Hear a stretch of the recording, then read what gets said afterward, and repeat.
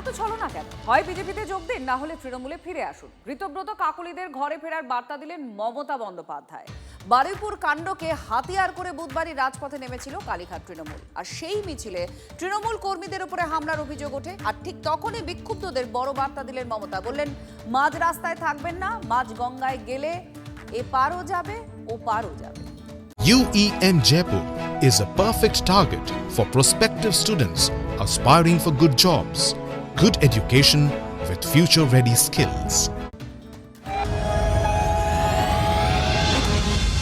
আমরাই তো আসল তৃণমূল কংগ্রেস। একটা হোটেল কখনো সর্বভারতীয় তৃণমূল কংগ্রেস করেছেন। তৃণমূল কংগ্রেসটা হচ্ছে তৃণমূল লেভেলে।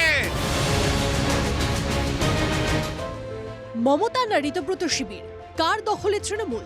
লড়াই এখন কমিশনের কোর্টে। এই আবহেই বুধবার বারুইপুর কাণ্ডের প্রতিবাদে পথে নামল কালীঘাট তৃণমূল। সেই মিছিলেই তৃণমূল কর্মীদের উপর হামলার অভিযোগ ওঠে। তারপরই সোশ্যাল মিডিয়ায় বিক্ষুব্ধদের বার্তা দিলেন মমতা বন্দ্যোপাধ্যায়।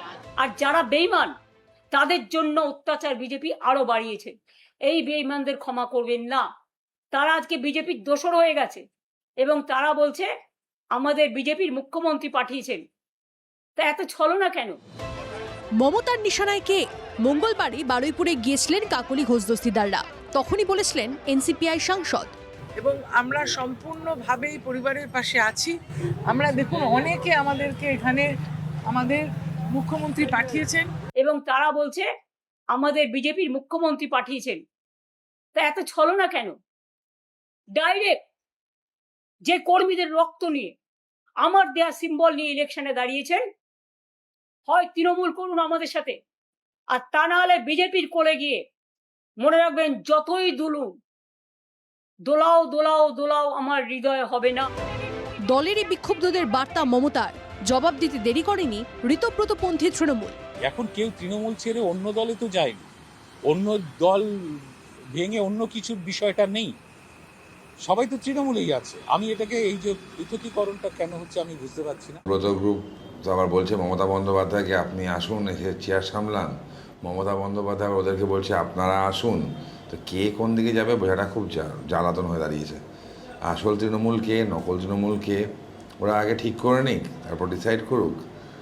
এখানে আমাদের বক্তব্য নিষ্প্রয়োজন। শুধু যেটা ঘটেছে যে একটা সর্বসম্মতভাবে একটা বিরোধী দল এমএলএরা মিলে, বেশিরভাগ এমএলএরা মিলে তার বিরোধী দলনেতাটা তৈরি করেছে। ঋতব্রত মডেলে তৃণমূলের ঘরে ভাঙনের শুরু। একে একে সেই ঘরে আশ্রয় নিয়েছেন একদা মমতার আস্থাভাজন ফিরহাদ হাকিম, অরূপ বিশ্বাস, চন্দ্রিমা ভট্টাচার্যরাও। আর বুধবার সেই বিক্ষুব্ধদেরই বার্তা দিলেন মমতা বন্দ্যোপাধ্যায়। বেঈমানদের কথায় বেঈমানি করবেন না।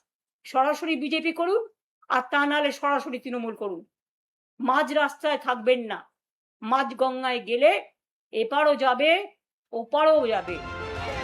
যেদিন দলের কর্মীদের উপর হামলার অভিযোগ, ঠিক সেই দিনই বিক্ষুব্ধদের বার্তা দিলেন মমতা। এটা কি রাজনৈতিক কৌশল? সামনে 21শে জুলাই কাকলি ঋতব্রতদের ঘরে ফেরার ডাক দিয়ে আদৌ কি সফল হবেন তিনি, নাকি সহানুভূতি আদায়েই শহীদ তাস খেললেন তৃণমূল নেত্রী? সৌরভ গুহর রিপোর্ট, TV9 বাংলা।